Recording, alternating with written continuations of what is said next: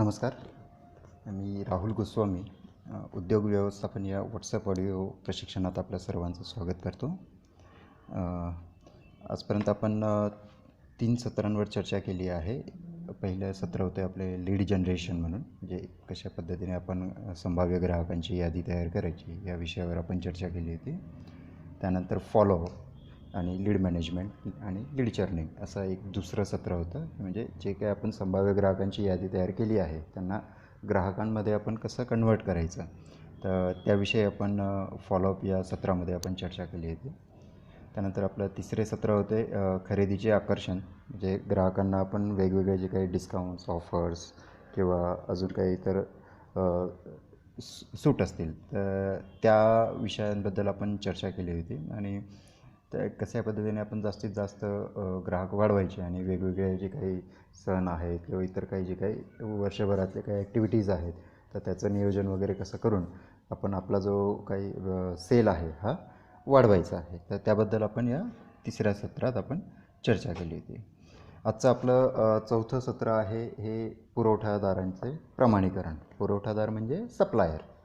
कसं आहे, आपण एखादा ज्यावेळी उद्योग करत असतो तर त्यासाठी आपल्याला बऱ्याच गोष्टींची आवश्यकता असते. जसं स्टेशनरी आहे, काही मशीन्स आपल्याला लागतात. आपला जर एक मॅन्युफॅक्चरिंगचं म्हणजे उद्योग, आपण एखादा प्रोडक्ट आपण जर तयार करत असतो तर त्यामध्ये आपल्याला वेगवेगळे रॉ मटेरियल लागत असतात, पॅकेजिंग मटेरियल आपल्याला लागत असतात, प्रिंटिंग मटेरियल आपल्याला लागतं. तर काही काही मशीन्स असतात किंवा जडीबुटी वगैरे सारखे प्रकार असतात. बऱ्याचशा गोष्टी आपल्याला लागत असतात. त्यानंतर लॉजिस्टिक्स असतं, म्हणजे एखादं आपलं जे उत्पादन आहे एका ठिकाणाहून दुसऱ्या ठिकाणी पोहोचवणे वगैरे, तर त्याच्या काही सेवा आपल्याला लागत असतात. तर आपल्या प्रत्येक आपल्या उद्योगाला जे आहे हे वेगवेगळ्या अंगाने जर विचार केला, वेगवेगळ्या डायरेक्शन्सने, तर वेगवेगळे डिपार्टमेंट्स असतात प्रत्येक उद्योगाचे. आणि त्या अनुषंगाने आपल्याला बरेचसे सप्लायर्सची जी आहे म्हणजे पुरवठादारांची आपल्याला आवश्यकता असते. तर हे जे पुरवठादार जे आहे यांचं प्रमाणीकरण कसं करावं, की कशा पद्धतीने आपण पुरवठादार हे शोधावे की आणि त्यांचा योग्य पुरवठादार आपण त्या सगळ्या याच्यातनं कसा शोधून काढावा, तर त्याविषयी आपण चर्चा करणार आहोत. पुरवठादारांबद्दल चर्चा करणं हे यासाठी महत्त्वाचं आहे कारण पुरवठादार जे आहेत किंवा सप्लायर्स जे आहेत हे आपल्या बिझनेसचे खूप एक इम्पॉर्टंट पार्ट असतात. कारण त्यांच्याशिवाय आपला बिझनेस हा रन नाही करू शकत, म्हणजे आपण उद्योग करू शकत नाही, कारण आपल्याला बऱ्याच गोष्टींची आवश्यकता आपल्या उद्योगामध्ये असते.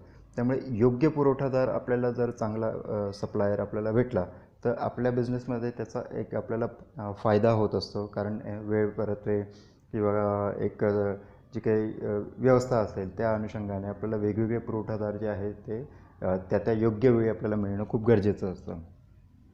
त्यामुळे त्यांचं खूप मोठं महत्त्व जे आहे हे आपल्या उद्योगामध्ये असतं. त्यामुळे आपण हे कशा पद्धतीने आपण पुरवठादार जे आहे हे यांचं प्रमाणीकरण करायचं त्याविषयी आपण आज चर्चा करूया. सगळ्यात महत्त्वाचं असं आहे की आपल्याला एक सगळ्यात आधी ज्या ज्या काही सेवा किंवा उत्पादनं हे आपल्याला लागणार आहेत, म्हणजे रॉ मटेरियल आपण म्हणतो, किंवा मशिनरीज आहे, रॉ मटेरियल आहे, पॅकेजिंग मटेरियल आहे, तर कुठल्या कुठल्या गोष्टी आपल्याला लागणार आहेत त्याची सगळ्यात पहिले एक व्यवस्थित यादी तयार करा. कारण ही आपल्याला कुठल्या पुरवठादार लागणार आहे हे आपल्याला तेव्हाच कळेल की ज्यावेळी आपल्याला कुठली उत्पादनं किंवा कुठली सेवा आपल्याला लागणार आहे, त्यानंतरच आपण पुरवठादारांकडे आपण वळू शकतो. त्यामुळे आपली ही जी यादी आहे ही व्यवस्थितरित्या तयार झाली पाहिजे. आता ही यादी कशी तयार होईल की जेव्हा आपल्याला आपलं जे काही नियोजन आहे, आपलं इंटरनल नियोजन जे आहे, इंटरनल मॅनेजमेंट जे आहे प्रोडक्शनच्या बद्दलचं, ते आपलं रेडी असेल. म्हणजे फॉर एक्झाम्पल आपल्याला किती प्रमाणात प्रोडक्शन करायचं आहे, किती उत्पादनं तयार करायची आहे, म्हणजे 100 तयार करायचे किंवा 1000 युनिट तयार करायचे आहे, कुठल्या सेवा आपल्याला द्यायच्या आहेत. तर हे जे इंटरनल स्ट्रक्चर आहे आपल्या बिझनेसचं हे आपलं तयार जोपर्यंत होत नाही तोपर्यंत आपण ही रॉ मटेरियलची जी यादी आहे ही आपण तयार नाही करू शकत. याबद्दलचं आमचं एक प्रशिक्षण झालं होतं मार्केटिंगची पूर्वतयारी म्हणून किंवा उद्योगाची पूर्वतयारी म्हणून. हे व्हॉट्सअप ऑडिओ प्रशिक्षण होतं. तर यामध्ये आपण उद्योग सुरू करण्यापूर्वी, कुठलाही उद्योग किंवा सेवा तुम्हाला सुरू करण्यापूर्वी काय काय तयारी करावी लागेल याचं जवळपास 10 विषयांवर 10 सत्रांमध्ये आपण खूप डीपमध्ये आपण चर्चा केली आहे. त्याबद्दलचं जर तुम्हाला ते जर प्रशिक्षण हवं असेल तर ₹250 त्याची फीस आहे आणि व्हॉट्सअप ऑडिओच्या माध्यमातून त्या सर्व 10 सत्र जे आहे हे आपल्यापर्यंत मी पोचवेल. तर त्यासाठी आपण मला वैयक्तिक संपर्क करू शकतात माझा व्हॉट्सअप नंबरवर. तर मी तुम्हाला त्याबद्दलची पूर्ण माहिती जी आहे ही शेअर करेल. तर हे जे इंटरनल म्हणजे आपण जे म्हणतो की उद्योगाची ही जी पूर्वतयारी ही आपली जर व्यवस्थित, कारण पूर्वतयारी करणं हे आपल्या उद्योगाचा पाया असतो आणि आपला पाया भक्कम असेल, व्यवस्थित सगळं माहिती, सगळं नियोजन आपलं जर व्यवस्थित झालेलं असेल तर आपण मग ॲक्च्युअल उद्योग जो आहे हा व्यवस्थित सुरू करू शकतो. नाहीतर मग काय होतं, आपली पूर्वतयारी जर व्यवस्थित नसेल तर मग आपल्याला उद्योग करताना खूप अडचणींचा सामना करावा लागतो. त्यामुळे एक पेन पेपर किंवा लॅपटॉपच्या माध्यमातून तुम्ही सगळ्या गोष्टी ज्या आहेत, ज्या काही आयडियाज तुमच्या, ज्या काही कल्पना तुमच्या मनात आहेत तुमच्या उद्योगाबद्दलच्या, ते सर्व ह्या ब्लॅक अँड व्हाईटमध्ये उतरवणं हे खूप गरजेचं आहे. तर तुम्हाला काय काय उत्पादनं तयार करायची आहे आणि ती कुठल्या क्वांटिटीमध्ये तयार करायची आहे हे ज्यावेळी तुम्हाला कळेल त्यावेळी मग तुम्हाला किती रॉ मटेरियल लागेल, किती तुम्हाला पॅकेजिंग मटेरियल लागेल, किती तुम्हाला प्रिंटिंग मटेरियल लागेल, ह्या गोष्टी आपल्याला मग ठरवता येतात. त्यामुळे जोपर्यंत व्यवस्थित पूर्वतयारी होत नाही तोपर्यंत या गोष्टीही आपल्याला तयार करता येत नाही. तर सगळ्यात आधी तुम्हाला एक यादी तयार करा सर्व उत्पादनांची, काय काय उत्पादनं तयार करायची आहे, त्यानंतर मग ते किती क्वांटिटीमध्ये तयार करायची आहे, त्याच्यासाठी कुठले कुठले रॉ मटेरियल्स लागतील, त्या सगळ्यांची एक संपूर्ण व्यवस्थित जी आहे ही यादी तयार करा. हा आपला पुरवठादारांच्या प्रमाणीकरणामधलं ही पहिली स्टेप आहे. कारण ही पहिली स्टेप काय, कारण जोपर्यंत आपल्या मनातल्या जे काही कल्पना आहेत किंवा जे काही आपल्या मनामध्ये आपल्याला आपला उद्योग कशा पद्धतीने करायचा आहे हे जोपर्यंत प्रॉपर रायटिंगमध्ये नसेल ना तोपर्यंत आपल्याला पुढे स्टेप हे नाही करता येत. त्यामुळे रायटिंगमध्ये असणं हे खूप गरजेचं आहे. ते सगळे तुम्ही जे काही प्रिपरेशन्स आहेत ते व्यवस्थितरित्या तयार करून संपूर्ण रॉ मटेरियल, संपूर्ण मशिनरीज किंवा इतर ज्या ज्या गोष्टी तुमच्या उद्योगाला लागू शकतात त्या सर्व उद्योगाचं डिटेल्स जे आहेत ते तुम्ही ब्लॅक अँड व्हाईटमध्ये लिहून ठेवा. बरं, हे काय काय लागेल याविषयीची जी माहिती आहे तर त्या संदर्भात मग तुम्ही ज्या कुठल्या क्षेत्रातला तुम्ही एक उद्योग सुरू करणार आहात तर तशा क्षेत्रातल्या ऑलरेडी ज्याचे उद्योग आहेत त्या उद्योगांना तुम्ही भेटी द्या, त्यांच्या ऑफिसेसला भेटी द्या, त्यांच्या ॲक्च्युअल प्रोडक्शन प्लॅन्टला भेटी द्या, की जेणेकरून तुम्हाला तो उद्योग करण्यासाठी काय काय गोष्टींची आवश्यकता आहे हे तुम्हाला कळू शकेल. किंवा त्याबद्दलचं त्या उद्योगाचं बद्दल जे काही एक प्रोफेशनल ट्रेनिंग देणारे इन्स्टिट्यूट आहेत तर त्यांच्याशी तुम्ही संपर्क करू शकता. जसं आम्ही पंचगव्य उत्पादनं आहे, त्याच्यामध्ये डेली नीड्स, कॉस्मॅटिक्स आहे, चॉकलेट आहे, आईस्क्रीम आहे, इतर पंचगव्य गोमय प्रोडक्ट आहेत जसं धूपबत्ती, सम्राणी वगैरे असे बरेचसे पंचगव्याशी रिलेटेड नैसर्गिक शेतीशी रिलेटेड आम्ही उत्पादनांचं आम्ही ट्रेनिंग देत असतो. तर तुम्ही त्याबद्दलही आमच्याशी संपर्क करू शकता. तर अशा पद्धतीने तुमच्या उद्योगाशी रिलेटेड ज्या कुठल्या ट्रेनिंग इन्स्टिट्यूट असतील तुम्ही त्यांच्या इथून एक प्रॉपर प्रोफेशनल पहिले ट्रेनिंग घेऊन घ्या.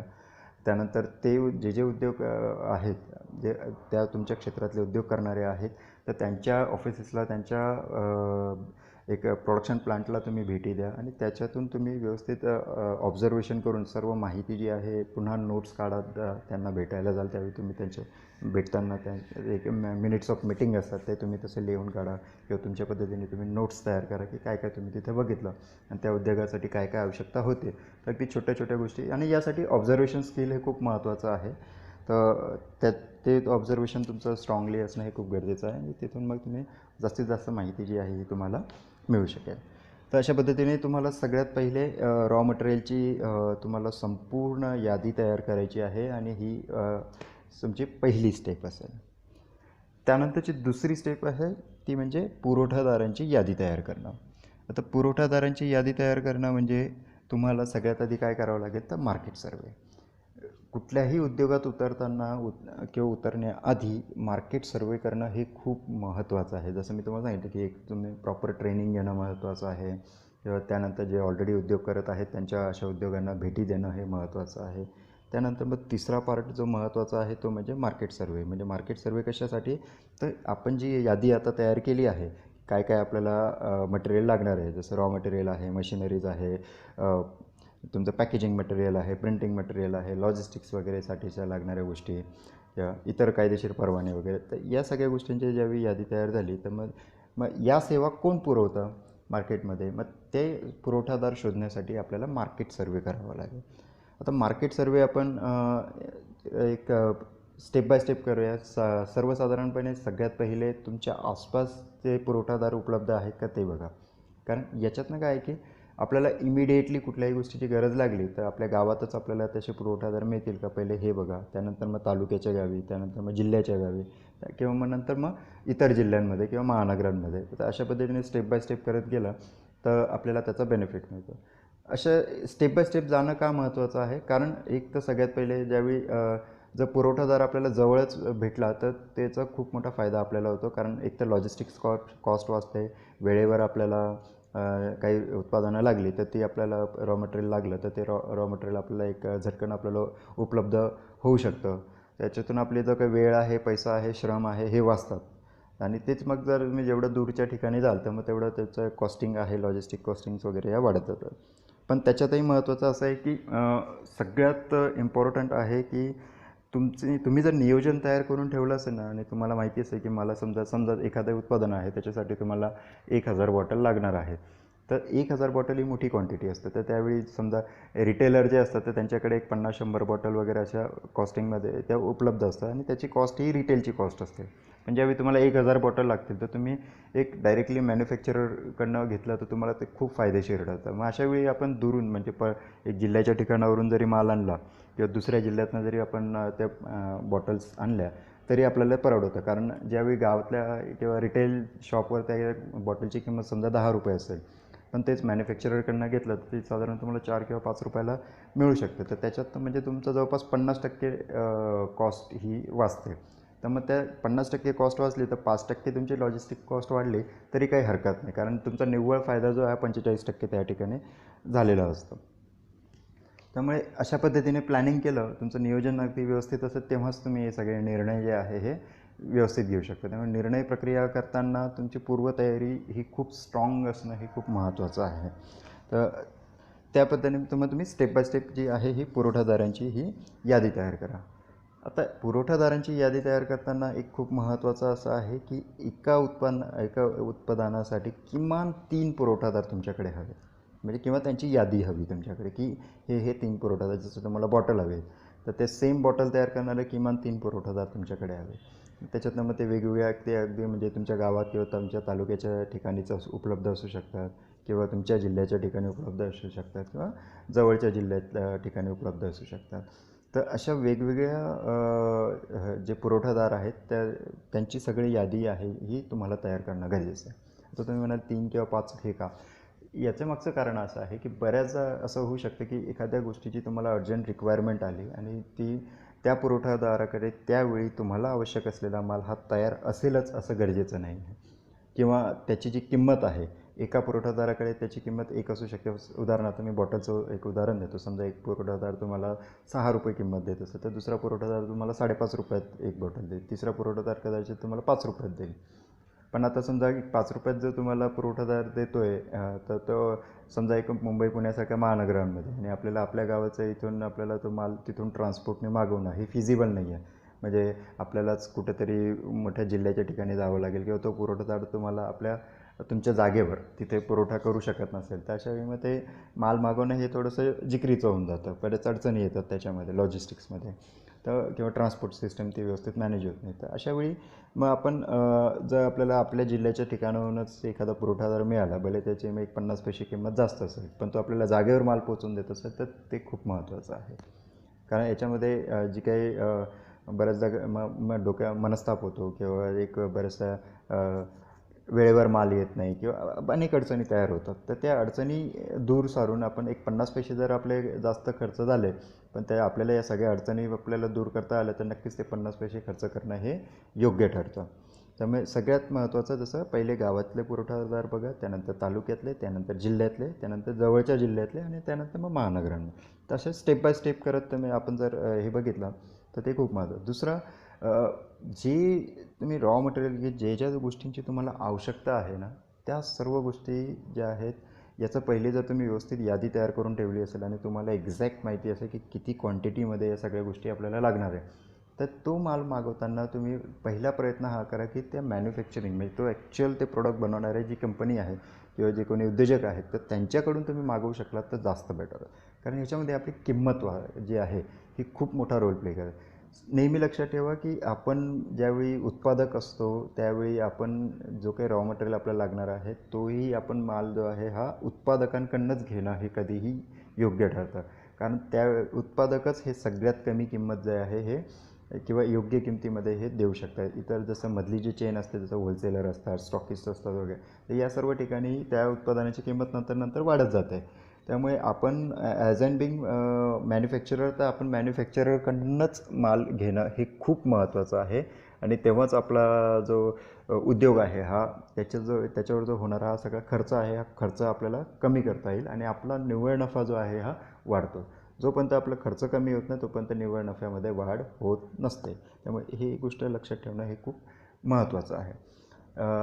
आणि बरेच उद्योजक असे काही चुकी आणि खास करून जे नवीन उद्योजक आहेत जे नवीन काहीतरी आहे तर ते बरेचदा त्यांच्याकडनं चुका होतात की ते स्वतः मॅन्युफॅक्चरिंग करतात आणि मग त्याच्यासाठी लागणारं जो रॉ मटेरियल आहे हा रिटेल दुकानातनं किंवा होलसेलरकडनं विकत घेतात. याच्यामध्ये काय होतं की तुमची जी काही प्रोडक्शनची जी कॉस्ट आहे ना ही वाढते आणि प्रोडक्शनची कॉस्ट वाढली तर साहजिक आहे त्याची जी विक्री किंमत आहे ती वाढते. त्यामुळे मग आपला माल जो आहे हा महाग होऊन जातो. मग त्यामुळे भले क्वांटिटी छोटी असते आणि खास करून जे छोट्या क्वांटिटीमध्ये नवीन सुरू केलेलं आहे तर मग अशा उद्योगांमध्ये मग या अडचणी येतात. तर मग त्या अडचणी दूर करण्यासाठी सगळ्यात महत्त्वाचं आहे की तुम्ही तुमचं प्लॅनिंग व्यवस्थित तयार करा. सगळं व्यवस्थित नियोजन जर तयार केलं म्हणजे कुठल्याही प्रोडक्ट तुम्हाला तयार करायचे आहे त्याच्यासाठी कुठलं रॉ मटेरियल लागणार आहे ते किती क्वांटिटीमध्ये रॉ मटेरियल लागणार ही सगळी यादी व्यवस्थित तयार असेल तर मार्केट सर्वे करताना आपल्याला त्याचा एक बेनिफिट असा होऊ शकतो की आपण समोरच्या आपण सरळ मॅन्युफॅक्चररकडनं किंवा होलसेलरकडनं आपण माल जो आहे हा घेऊ शकतो. आणि याचा एक अजून फायदा असा होतो की ज्यावेळी आपण आपल्याला किती क्वांटिटी हवी आहे ना हे जर क्लिअर असेल तर ज्यावेळी आपण समोरच्याकडनं पुरवठादारांकडनं सप्लायरकडनं आपण ज्यावेळी प्रोडक्ट विकत घ्यायला जातो तर आपण त्याच्याशी बार्गेनिंग करू शकतो. आता तुम्हाला किती घ्यायचं आहे हेच माहीत नाही आणि केव्हा घ्यायचं हेच माहीत नसेल तर तुम्ही बार्गेन नाही करू शकत. दुसरं महत्त्वाचं की जे काही मोठे होलसेलर असतात किंवा जे काही ॲक्च्युअल मॅन्युफॅक्चरर असतात हे छोट्या क्वांटिटीकडे लक्ष देत नाही. ते छोटे क्वांटिटीचे प्रोडक्ट असेल छोट्या लॉट साईजमध्ये असेल तर ते देत नाही. ते सरळ सांगता एक तर तुम्ही होलसेलरकडे जा किंवा तुम्हाला रिटेलच्या इथे मिळेल, आम्ही छोटी क्वांटिटीमध्ये देत नाही. कारण त्यांचा सप्लाय जो असतो ते स्वतः मॅन्युफॅक्चरर असल्यामुळे ते बल्कमध्येच माल विकण्याचा प्रयत्न करत असतात आणि ते सप्लायरही किंवा त्यांचे जे काही सप्लायर असतात किंवा त्यांची जी काही मार्केटिंगची चेन असते म्हणजे स्टॉकिस्ट असतात, होलसेलर असतात, रिटेल त्यांची जी काही चेन असते मग त्या चेनच्या माध्यमातूनच ते माल जे आहे हा विक्री करत असतात. त्यामुळे जेवढं व्यवस्थित नियोजन झालं असेल तर तुम्हाला कळेल की आपल्याला किती क्वांटिटी पाहिजे आणि जास्त क्वांटिटी असेल तर मग आपण डायरेक्टली मॅन्युफॅक्चरर्सला अप्रोच करू शकतो आणि त्यांच्याकडनं आपण एक चांगला बार्गेनिंग करून एक चांगल्या याच्यामध्ये रेटमध्ये आपण रॉ मटेरियल जे आहे हे मिळवू शकतो. आणि हे आपलं नियोजन व्यवस्थित असेल तेव्हाच आपण ही सगळ्या गोष्टी करू शकतो. त्यामुळे या गोष्टींचे खूप महत्त्वाचं आहे. आणि खास करून जे पंचगव्य उत्पादक आहे जे नैसर्गिक शेतीमध्ये उत्पादनं वगैरे तयार करणारे सगळे आपले शेतकरी मित्र आहेत त्यांना सर्वांना माझी हीच विनंती की आपण अशा पद्धतीने जर व्यवस्थित नियोजन करून घेतलं.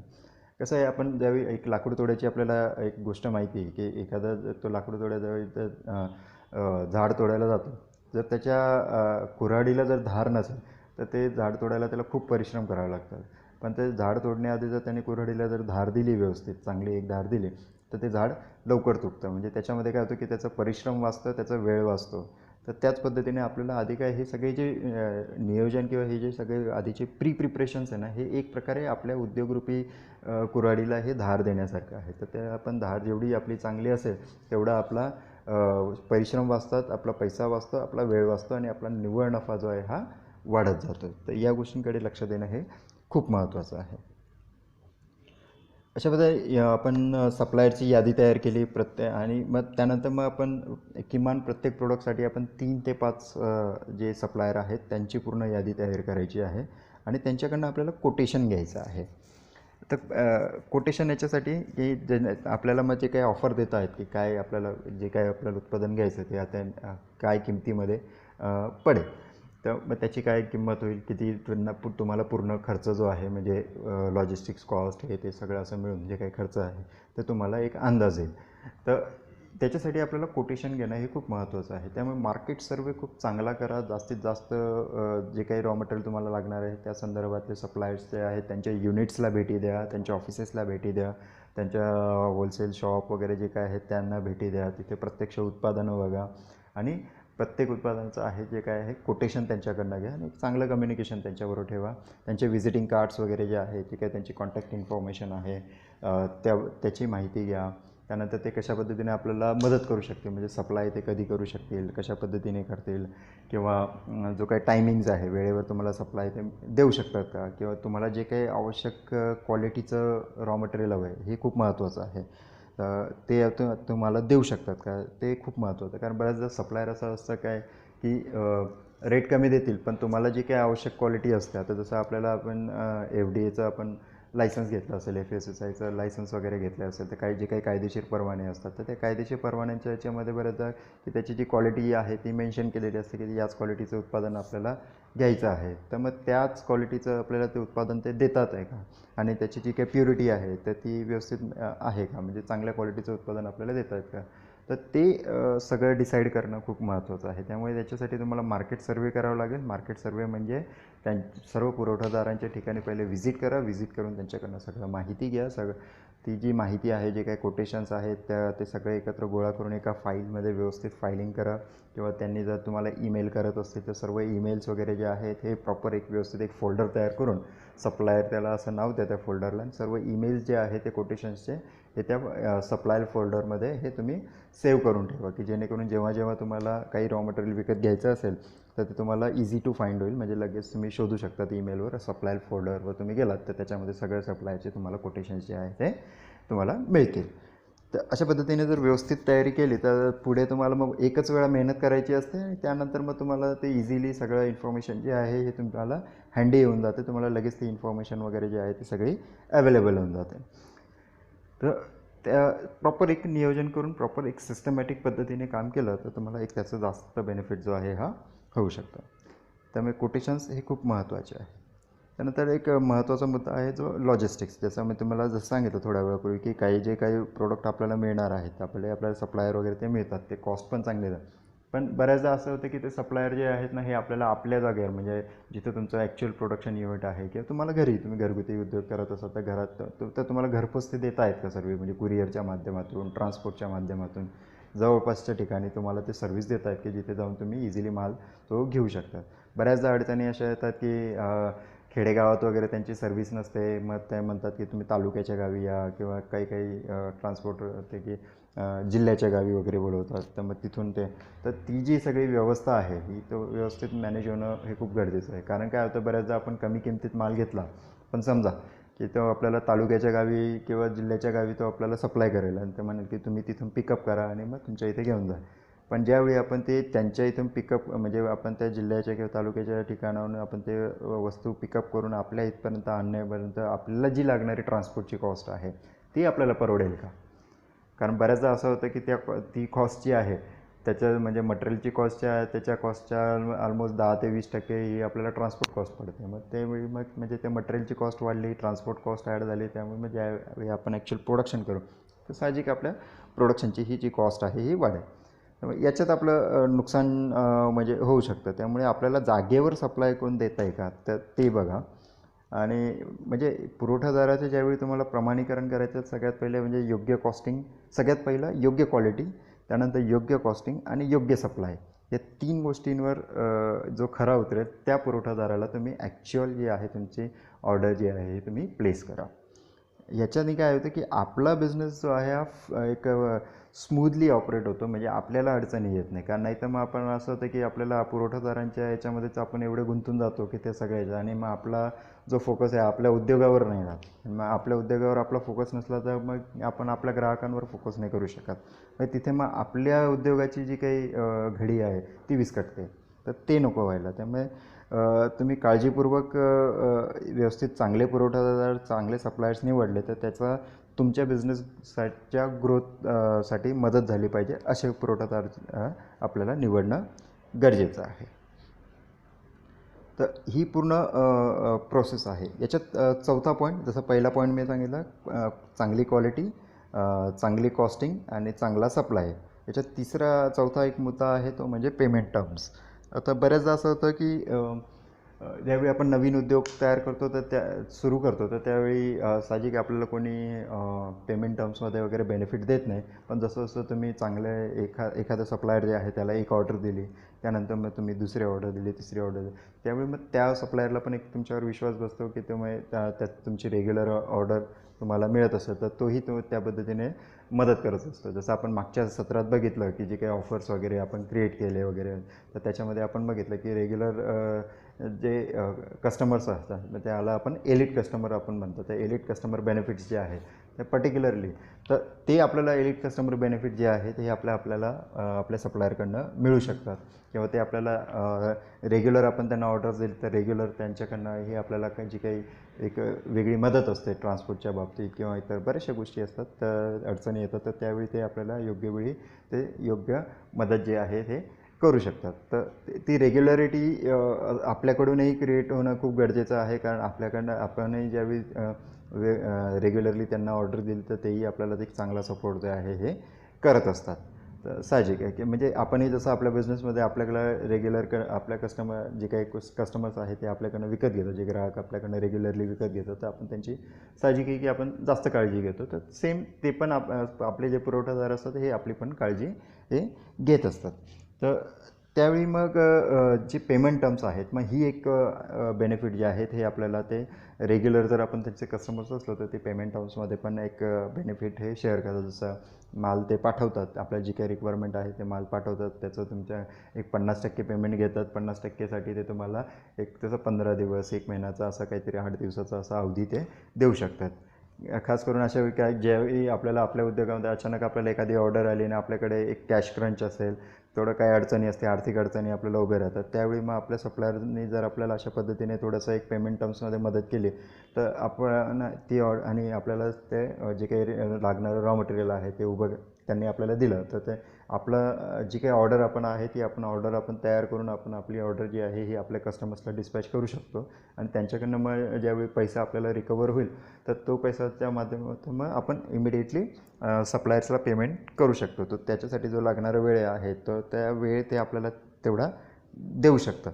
तर हे जे आहे रिलेशनशिप बॉन्डिंग जे आहे हे खूप महत्त्वाचं आहे. जसं मी तुम्हाला मी मागच्या सत्रातही बोललो आहे आणि याच्या आधीचं जे आपलं प्रशिक्षण होतं मार्केटिंगची पूर्वतयारी तर त्याच्यामध्ये मी ट्रान्सफरन्स ऑफ फिलिंग्स या मुद्द्याचं खूप म्हणजे डिटेलमध्ये आपण चर्चा केली आहे की ही ट्रान्सफरन्स ऑफ फिलिंग्स जे आहे ना त्यावेळी हा संपूर्ण उद्योग आहे ना हा एका लाईनवर उभा असतो सगळ्याचा की आपलं जे काही बॉन्डिंग आहे आपल्या सप्लायर्सबरोबरचं आपलं बॉन्डिंग, आपलं स्टाफ मेंबरबरोबरचं बॉन्डिंग, आपल्या ग्राहकांबरोबरचं बॉन्डिंग हे सगळं बॉन्डिंग जे आहे हे जेवढं चांगलं आणि जेवढं स्ट्रॉंग असेल तर तेवढा आपला उद्योग जो आहे हा एक स्ट्रॉंगली उभा राहू शकतो. तर त्यामुळे हे जे पेमेंट टर्म्स वगैरे आहेत, क्वालिटी आहे, लॉजिस्टिक्स आहे, कोटेशन्स आहेत, प्रॉपर कॉस्टिंग आहे, तर या सगळ्या गोष्टींचा विचार करून व्यवस्थितरित्या पुरवठादारांची पूर्ण यादी तयार करून मग त्याचं एक प्रमाणीकरण आपण करू शकतो. आता अशा पद्धतीने सगळ्या याच्यावर म्हणजे सगळ्या स्तरांवर एक खरे उतरलेले जे पुरवठादार आहेत हे आपल्याला भेटले तर त्यांची पण आपण काळजी घेणं हे खूप महत्त्वाचं आहे. त्यामुळे त्यांनाही आपण एक मोटिवेशन देणं हे खूप महत्त्वाचं आहे. मग हे मोटिवेशन कसं देणार तर जे काही तुमच्या उद्योगामध्ये तुम्ही एखादा काही म्हणजे आपण वार्षिक समारंभ आहे किंवा काही तुम्ही जे काही ॲक्टिव्हिटीज वगैरे काही करत असाल तर त्यामध्ये त्यांना तुम्ही बोलवा, त्यांचा मान-सन्मान करा, त्यांना तुम्ही तुमच्या एंडने तुम्ही काहीतरी एक चांगले गिफ्ट वगैरे आहे किंवा काही कॅश बेनिफिट्स वगैरे आहे तर असं काहीतरी तुम्ही त्यांना शेअर करा की जेणेकरून त्यांनाही हे तुमच्या इथलं कल्चर आवडेल, ते तुमच्याशी बिझनेस करायला आतुर असतील आणि जी काही तुम्हाला बिझनेस करण्यासाठी जी काही मदत आहे ती करायला हे तयार असतील. कारण फक्त पैसा, ऑर्डर हे सगळं काही महत्त्वाचं नसतं, त्याच्याबरोबर जी काही सर्व्हिस आहे, जो एक आपलेपणा आहे हाही तेवढा महत्त्वाचा आहे आणि जेवढा मानसन्मान आपण देऊ तेवढाच मानसन्मान आपल्यालाही परत मिळत असतो. त्यामुळे आणि ही अजून सगळ्यात महत्त्वाचं की अशा पद्धतीने जर मॅनेजमेंट केलं ना तर त्यावेळी आपल्या पुरवठादारांकडून सुद्धा आपल्याला ऑर्डर्स मिळू शकतात किंवा ते दुसऱ्या लोकांना जे काही जेव्हा त्यांच्या रेफरन्समधून कोणाला काही गरज असेल तर ते आपला रेफरन्स जो आहे हे त्या कस्टमर्सला देऊ शकतात आणि आपल्याला त्याच्यातून आपल्याला मोठा बिझनेस हा आपल्या पुरवठादारांकडूनच आपल्याला तयार होऊ शकत असतो.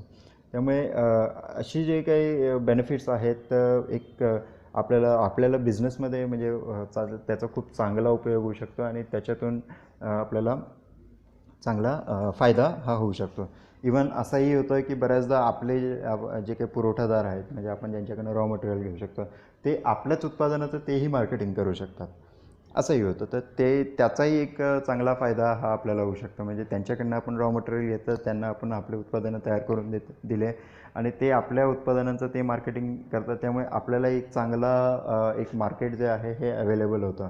त्यामुळे अशा पद्धतीने आपण आपले जे मार्केटिंगचे जे विंग्स आहे म्हणजे जे काही पंख आहेत, जे काही वेगवेगळे जेवढ्या जास्तीत जास्त लोकांकडून आपण मार्केटिंग आपलं होईल तेवढ्या जास्तीत जास्त आपली जी विक्री आहे उत्पादनाची किंवा सेवांची ही होत असते. त्यामुळे आपल्या उद्योगातला प्रत्येक माणूस हा खूप महत्त्वाचा असतो. मग तो कोणीही असो, आपले स्टाफ मेंबर असो किंवा आपले सप्लायर्स असो, इतर ग्राहक असो, कोणीही असो, तर हे सगळे व्यक्ती आपल्यासाठी मार्केटिंग हे चांगलं करू शकतात. तर अशा पद्धतीने प्रॉपर त्यांना एक आपण चांगली वागणूक म्हणा किंवा चांगलं एक फेलिसिटेशन म्हणा, मोटिवेशन आहे हे आपण त्यांनाही सप्लायर्सलाही दिलं तर त्याच्या माध्यमात आपल्यालाही त्याचा आपल्या उद्योगामध्ये खूप चांगला जो फायदा आहे हा होऊ शकतो. तर सप्लायर्सच्या याच्यावर आज इतकंच.